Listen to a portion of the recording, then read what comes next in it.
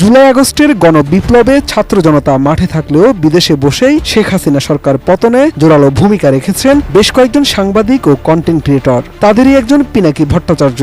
আন্দোলন চলাকালে তিনি তার বানানো ভিডিওতে নানা তথ্য উপস্থাপনের পাশাপাশি শিক্ষার্থীদের উপর হামলার নিয়মিত প্রতিবাদ জানিয়েছেন। এদিকে শেখ হাসিনা সরকার পতনের পর বাংলাদেশের দায়িত্ব নিয়েছেন প্রধান উপদেষ্টা ডক্টর মুহাম্মদ ইউনূসের নেতৃত্বাধীন অন্তর্বর্তী সরকার। আর নতুন এই সরকার দায়িত্ব নেয়ার পর স্বস্তি ফিরে পেয়েছে বিভিন্ন রাজনৈতিক মামলার আসামিরা, মুক্তিও পেয়েছে বিএনপি ও জামাতের অধিকাংশ নেতাকর্মী। মামলা থেকেও খালাস দেয়া হয়েছে অনেককেই।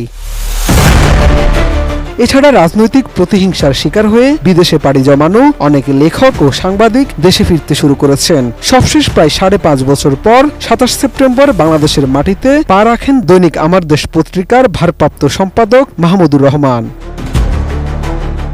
দেশে ফেরার 2 দিন পর অর্থাৎ 29 সেপ্টেম্বর মাহমুদুর রহমান আদালতে আত্মসমর্পণ করে জামিন চান। পরে আদালত জামিন নামঞ্জুর করে তাকে কারাগারে পাঠায়। ঢাকার চিফ মেট্রোপলিটন ম্যাজিস্ট্রেট আদালতের additional chief metropolitan magistrate Mahbubul Haque এই আদেশ দেন।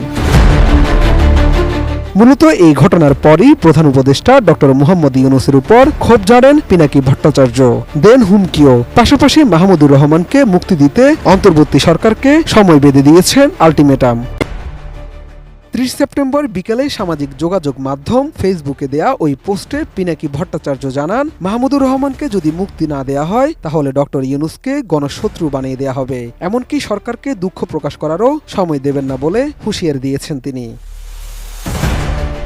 এর আগে গত বছরের 17 আগস্ট সাবেক প্রধানমন্ত্রী শেখ হাসিনার ছেলে এবং তার তথ্য ও যোগাযোগ প্রযুক্তি বিষয়ক উপদেষ্টা সজীব ওয়াজেদ জয়কে অপহরণ ও হত্যাচেষ্টার ষড়যন্ত্রের মামলায় সাংবাদিক শফিক রেহমান সহ 5 জনকে 7 বছরের কারাদণ্ড দেয় আদালত।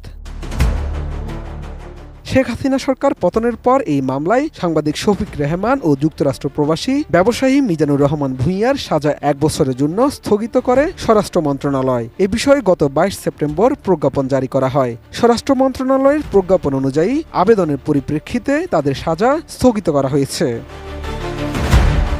শাহাদাত রিফাত, এটিএন নিউজ, ঢাকা।